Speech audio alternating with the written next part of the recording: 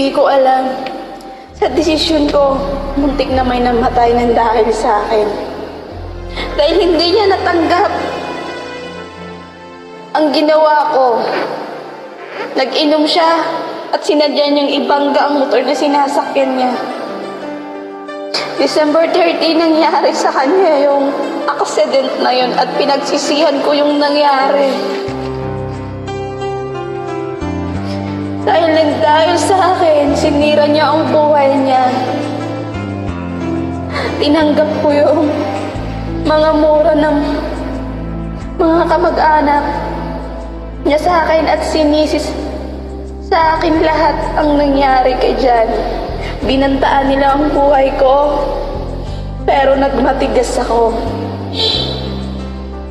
Kasi sinusunod ko yung sinasabi ng puso ko na ikaw ang pipiliin ko. Wala akong takot kasi handa naman ako sa lahat ng mangyayari sa akin.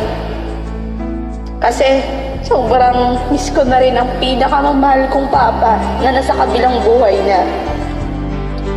Isinabahala ko na lang kay God ang lahat. Sabi ko, kung papatayin man ako, handa na po ako sa mga mangyayari sa akin.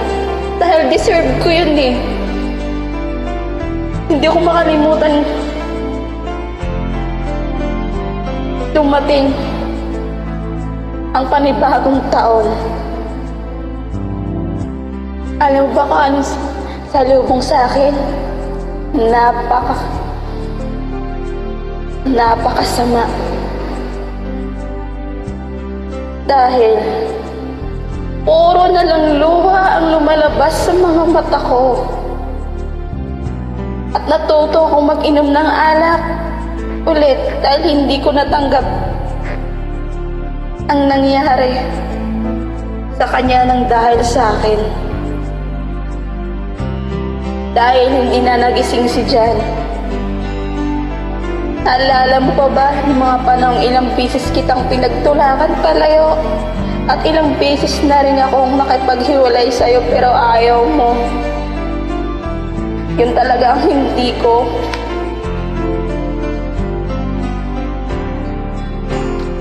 Hindi ko maintindihan sa'yo kung bakit. Bakit sa tuwing iniiwan kita, yun na yung panahong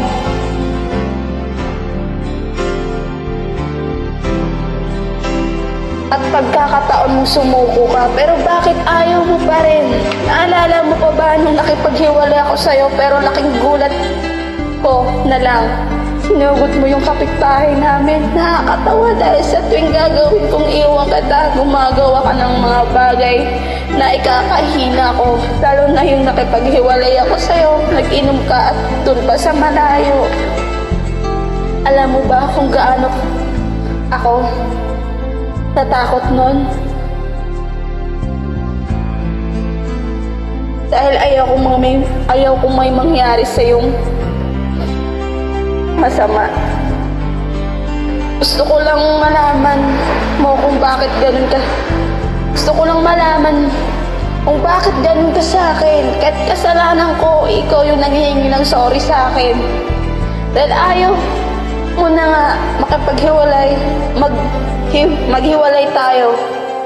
Pag nawag mo sanang isipin na kaya ako nakapaghiwalay sa'yo ng ilang beses.